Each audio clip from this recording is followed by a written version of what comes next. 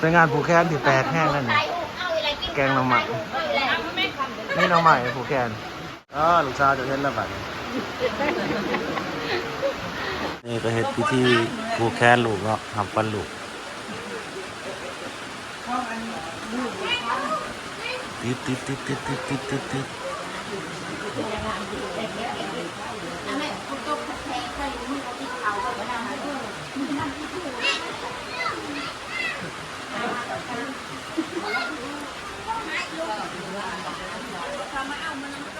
บรรยากาศฝนตกเนาะตอนนี้เปียกมาหยอเลยฝนลิ่นเลย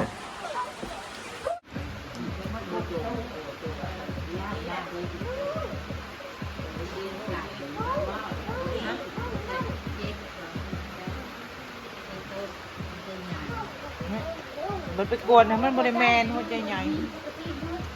แต่กระเพาะว่ะ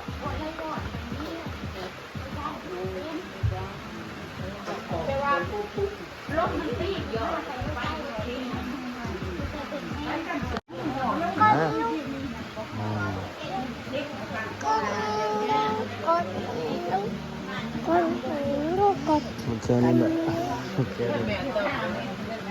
ตอนนี้ครับนำฟันลูกเนาะ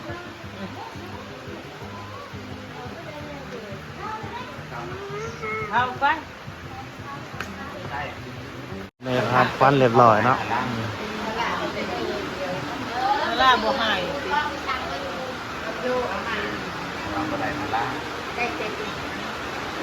ตีนห้างตับฝ่าไกลๆตับติดเก็บเอาแล้วมันจะขาย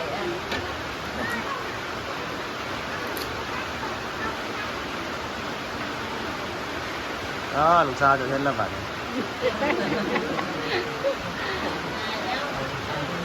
ใช่ลูกสาวเห็นหมดเลย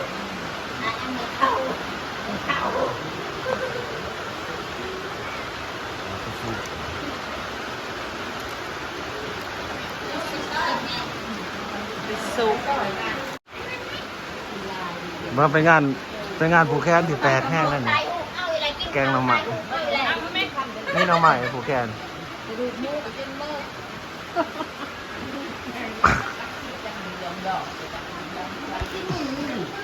ผูกแขนอยู่ในแปลกแห้งนั่นนี่ผูกแขนแบบมีหน่อไม้พอกินหน่อไม้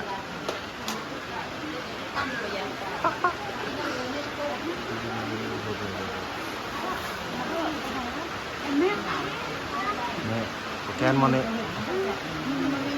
ช้าง